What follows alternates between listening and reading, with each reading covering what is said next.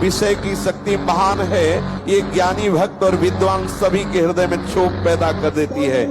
सावधान रहो, विषय का सानिध्य ही बर्दाश्त मत करो, विषयों का सानिध्य ही बर्दाश्त मत करो, कभी भी भ्रष्ट हो सकते हो।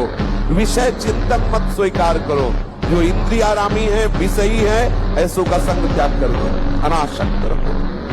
मैं सिद्धांत की बात कहता हूं, तुम विषय से कभी हारना नहीं, हर वक्त विषय पर विजय पाने के लिए उत्साहित रहो।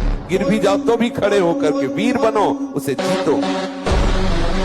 ब्रह्मचर्य के दम पर ऋषि दयानंद ने 18 बार जहर को पचाया और सोते हुए सनातनियों को जगाने का काम किया। अखंड बाल ब्रह्मचर्य का पालन स्वामी विवेकानंद जी ने किया, उन्होंने लोगों को जगाया। अखंड ब्रह्मचर्य का पालन पितामह भीष्म ने किया, उन्होंने पूरी पृथ्वी को जीत लिया अपने बल से। हनुमान जी महाराज ने अखंड बाल ब्रह्मचर्य का पालन किया, फल खाते इतना बल था उन्होंने, किससे तुलना करोगे आप। इसलिए मैं आज के नौजवानों से कहता हूँ, जब तक आपकी शादी ना हो उससे पहले इस अमूल्य शक्ति को निकालो। हारने पर एक जोश पैदा होता है कि अब की बार तो मैं परास्त हो गया, लेकिन अब की बार ऐसा उठूंगा कि ये मुझे परास्त नहीं कर पाएगा। बिना ब्रह्मचर्य के किसी भी ऊंचाई पर नहीं चढ़ा जा सकता। अगर गृहस्थ में भी जाना है तो जब तक पाणी ग्रहण संस्कार ना हो तब तक आप एक जैसे वैरागी जन ब्रह्मचर्य रहते ऐसे आपको रहना चाहिए। पहले सब बच्चों को गुरुकुलों में इसीलिए रखा जाता था कि वो अपने ब्रह्मचर्य को पुष्ट करते। हमारी हाथ जोड़ के प्रार्थना है, इन बच्चों में से अगर कोई ब्रह्मचर्य क्षीण करने वाली कोई ऐसी क्रिया करता हो तो आज छोड़ देना, संकोच नहीं करना, ये आपके जीवन को नष्ट कर देगी। कभी अगर सिंह का बच्चा भेड़ों के बीच में फंस जाए तो भेड़ नहीं बन जाता, वो सिंह ही रहता। कुछ नहीं बिगड़ा है। हार कर नहीं बैठ जाएंगे कि अरे 1000 बार हार गए अब क्या जीतेंगे। नहीं नहीं, हम हार को जीत में बदलेंगे। सच्ची माने, हम मजाक नहीं कहते कि विनोद में कहते हैं। एक भूसे में बैठ जाएंगे। सात्विक ब्रह्मचारी हो, सात्विक भोजन करता हो और एक भूसा कस के मार दे तो मुंह बगाड़ देंगे। जो भैंसा और बकरा खाते हैं ना, मुंह बगाड़ देंगे। इनमें ताकत नहीं। ब्रह्मचर्य की ताकत, तपस्या की ताकत, सात्विकता की ताकत बहुत बड़ी ताकत। आधा घंटे व्यायाम निश्चित करो, सबको करना चाहिए, चाहे स्त्री शरीर हो चाहे पुरुष शरीर हो। एक बार शरीर को बहुत एक्टिव करना चाहिए। ये शरीर हम नहीं है। जैसे आप मोटरसाइकिल सुबह सुबह आप बैठो तो पहले क्या करते हैं, हाई रेस में डाल करके उसको एकदम गर्म करते हैं ना, सब खुल जाए। अब चलो ऐसे हाई रेस में इसको लाओ, 10-15 मिनट दंड बैठक, व्यायाम, प्राणायाम, आसन आदि के, फिर अपनी दिनचर्या करते हो तो आप संयमी रहोगे, आपके प्राण पुष्ट रहेंगे, आपका अन्न पचेगा, कोई भी चोट आदि बहुत कम मात्रा में आपको कष्ट देगी। हर बीमारी से लड़ने के साथ डबल शरीर है, लेकिन आपके अंदर ब्रह्मचर्य तो हो सकता है आप ऐसे हो, लेकिन डबल शरीर वाले को आप गिरा सकते हो।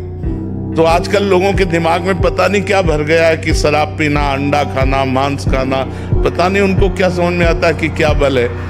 पवित्र भोजन पाओ, पवित्र विचार रखो, दंड बैठक मारो, तो जो आपका शरीर बनेगा कोई मांस वांस से नहीं बनेगा।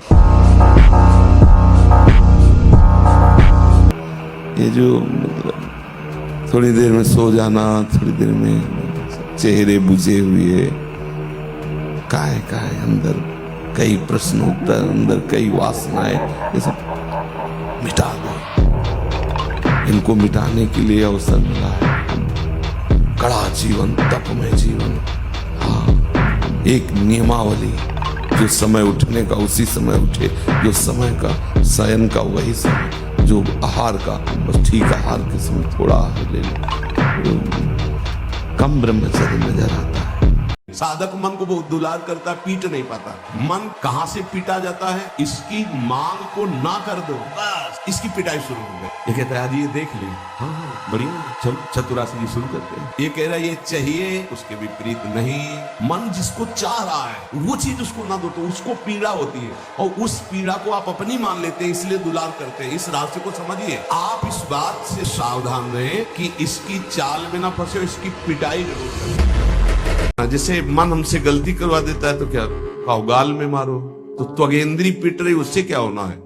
इसको कैसे मारा जाए, इसको ऐसे मारा जाता है, ऐसे। जैसे गुलाब जामुन, भैया आज हमारा पेट दर्द कर रहा है, वो कहेगा नहीं, कहो नहीं नहीं, बिल्कुल नहीं कहेंगे। वो जो मन को पीड़ा हो रही, अब वो पिटाई हो रही। साधक मन को बहुत दुलार करता, पीट नहीं पाता। इसको पीटना सीखो, बहुत जल्दी ठीक हो जाएगा।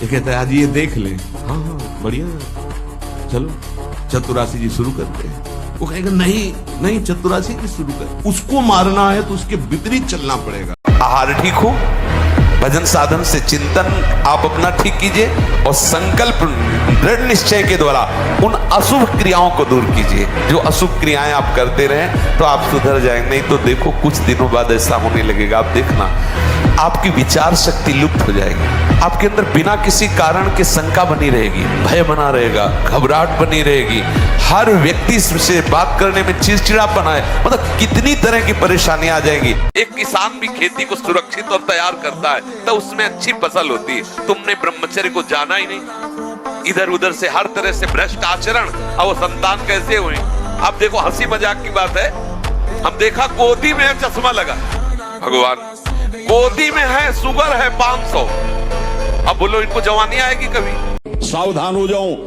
यहाँ कुछ नहीं, सबसे राग त्याग करके एकमात्र प्रियालाल के चरणों में आसक्त हो जाओ। बातें बनाना बहुत आता है लेकिन हृदय को समझाना बहुत कठिन है। जो हृदय को समझा ले वही विद्वान, वही ज्ञानी, वही महात्मा। जो अपने मन को चेला बना ले वही सच्चा गुरु। मन का चेला बने हुए कोई गुरु होता ही नहीं। जो मन का चेला है वो कभी गुरु नहीं बन सकता। वही गुरु विश्व गुरु है, वही जगत गुरु है जो अपने मन को चेला बना ले। भोग के बाद शांति नहीं, तृष्णा पैदा होती है। एक दृश्य देखा आजा मिलने की, एक वैश्या किसी के साथ जंगल में, उस दृश्य ने नीच आचरणों में फंसा दी। एक दृश्य देखा सौभरी ऋषि ने मछली की 50 राजकुमारियों से ब्याह किया जाके, दृश्य ही देखने मात्र से भ्रष्ट हो जाना। स्मरण शक्ति, धारणा शक्ति, उत्साह शक्ति और संकल्प शक्ति और शरीर शक्ति, ये शक्तियां उसके अंदर प्रकाशित होती है जो ब्रह्मचर्य का पोषण करता है।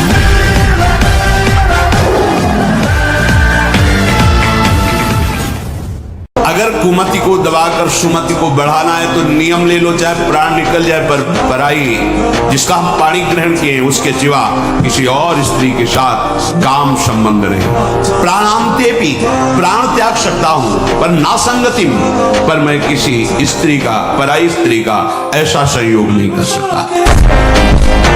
हरियाणा का एक छोटा सा गांव जिसके एक युवा ने दुनिया में तहलका मचा दिया। लगभग 10-10 हजार पुशअप करना किसी पहलवान की बस की बात नहीं होती। और यहाँ पर आप देख रहे हैं ये अवार्ड की झड़ी दिख रही है, ये वर्ल्ड रिकॉर्ड है। Golden book of world record में 8 बार नाम दर्ज इन्होंने अपना करवाया है। उसके अलावा Guinness book of world record के लिए भी अटेम्प्ट कर चुके हैं। पहलवान देश में बहुत मिलेंगे, लेकिन गौ माता की चीजों को सेवन करके इस तरह से शरीर बनाना, और गर्व इस बात का है कि गौपत पहलवान है, ब्रह्मचारी है। बिल्कुल नहीं, बिल्कुल नहीं। बाबा जी बनने का मतलब मर गए, अब मर के हम चल रहे हैं। जवानी जो है ये व्यतीत होनी चाहिए तपस्या में, जलने में व्यतीत होनी चाहिए, तो बुढ़ापा में वर्षा हो जाएगी। जलोगे तपोगे तो वर्षा हो जाएगी, और अगर पहले ही भीजे भोगों में पड़े रहोगे तो बुढ़ापा में सड़ोगे। अगर आप ब्रह्मचर्य नहीं तो ये मत करना। इसकी क्षमता केवल ब्रह्मचारी की है। इसे त्राटक क्रिया कहते हैं। इससे मन बहुत जल्दी वश में होता है, बहुत जल्दी। ये बिल्कुल इसका तो देखा है। और ऐसा एकाग्र पुरुष जो संकल्प करेगा वही हो जाए। और ऐसे डॉक्टरों से न मिले, वो बेचारे क्या जाने डॉक्टर, जो खुद भोगी हैं, जिनका लक्ष्य केवल है रसेंद्री जनेंद्री को तृप्त करना। आप कहो आज की हमारी साइंस ऐसी कहती है। अगर साइंस कहती है तो हजारों कमेंट हैं, आप पढ़ के देख लीजिए, जिनमें कह रहे हैं कि मैं आत्महत्या कर लूं। 12 वर्ष की अवस्था से लेकर आज तक हस्तमैथुन किया, मेरी दुर्दशा हो गई, मुझे उपाय बताओ। नहीं, मन कहता है आत्महत्या। मिलाओ साइंस वाले को कि इसको संभाल। 50 ऐसे हैं जो आत्महत्या के लिए तैयार है। आप नहीं समझ पा रहे हैं। जीवन एक पशुवत आचरण वाला हो जाता है और वो अपने को बड़ा सुखी समझने लगते हैं कि हमारे पास बड़ा वैभव है। लेकिन प्यारे, उस दिन को याद करो जिस दिन तुम्हारा आखिरी समय होगा। ना तुम्हारा फार्म हाउस जाएगा, ना महल तुम्हारा जाएगा, ना बैंक बैलेंस जाएगा, ना कोई व्यक्ति, और ना ये शरीर। अब तुम्हारे कर्म तुमको भोगवाएंगे। उस समय की कौन याद करता है? अगर उस समय की याद हो तो भय लग जाए कि नहीं पाप नहीं करूंगा, क्योंकि जाना है यहां से। अच्छा, कब जाना कुछ पता ले, किसी भी समय ट्रांसफर हो सकता है इस शरीर से। तो हमें लगता है धर्म पूर्वक जीवन जीना चाहिए। क्या मुर्दे जैसा जीवन, जो इंद्री जैसा चाहे वैसा डाउन कर दे, जैसा चाहे वो हमें शोक दे दे, दुख दे, थोड़ा सा साहसी बनो। तुम भगवान के अंश हो, तुम कुछ भी कर सकते हो, कुछ भी। सच्ची मानना जब गलत हो जाता है आचरण, तो अपना मन अपने को कहता नष्ट कर दो, ये जीवन किस काम का। होश में हमारे शब्दों को ध्यान से सुनना।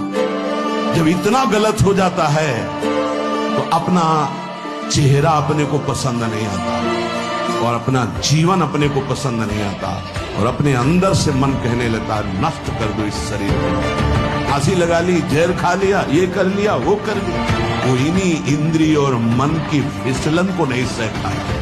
जब एक व्यक्ति ब्रह्मचर्य का पालन करता है तो उसके सप्त धातु पुष्ट होते हैं। हमारे शरीर में 7 धातु होते हैं जिनसे हमारे शरीर का निर्माण होता है। ये होते हैं रस, रक्त, मांस, मेद, अस्थि, मज्जा और शुक्र।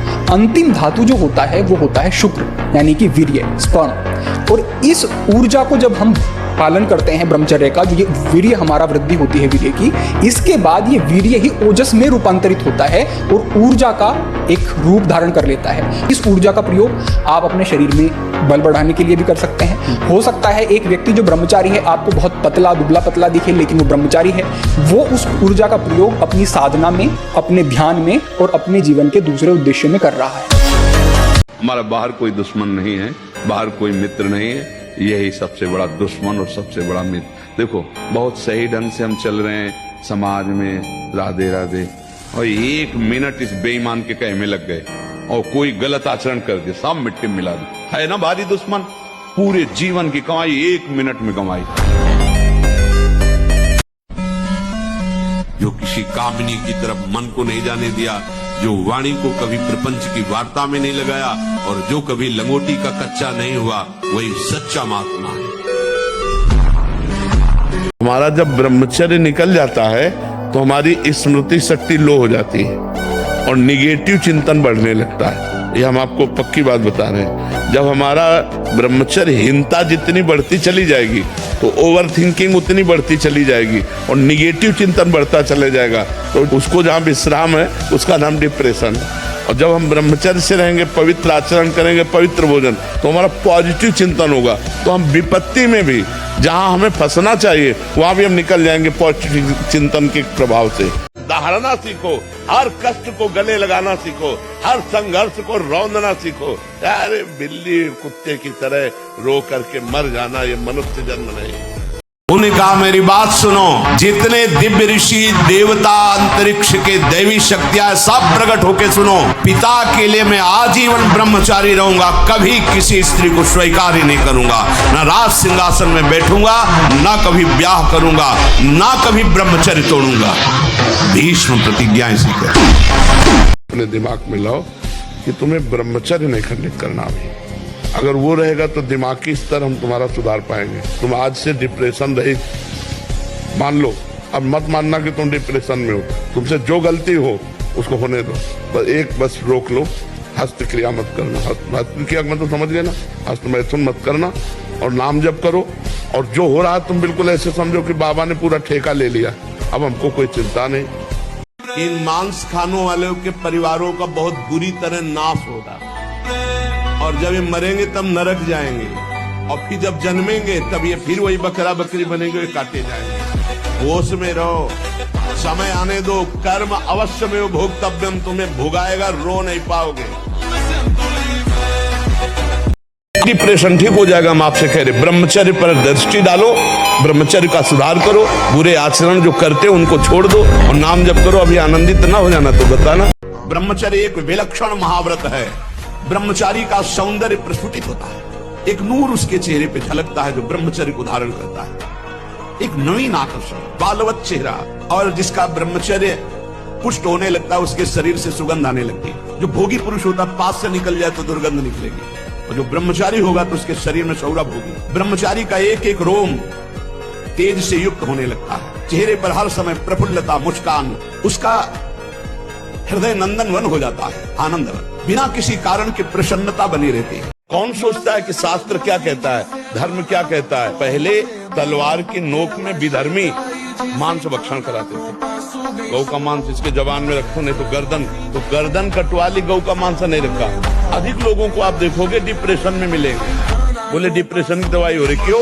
क्योंकि कुकर्माचरण, पाप। ब्रह्मचर्य बहुत गंभीरता स्वभाव में आ जाएगी। ब्रह्मचारी का स्वभाव गंभीर होता है, विचार परिपक्व होता है, स्मृति प्रवीण होती है उसकी, और हर कष्ट सहने की सामर्थ्य होती।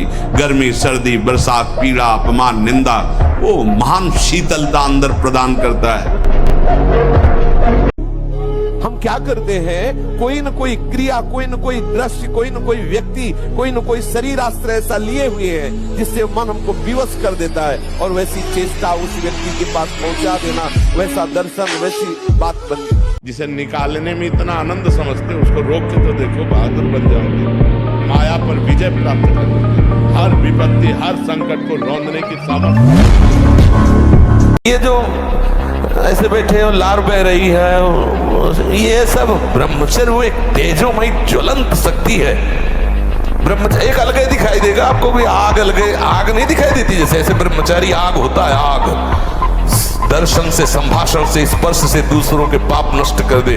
अपने आप कोई भी रोग, कोई भी शोक, कोई भी ताप उसे स्पर्श नहीं कर सकता। वो एकदम हर समय फूल जैसा रहता है, क्योंकि ब्रह्मचर्य स्थित है।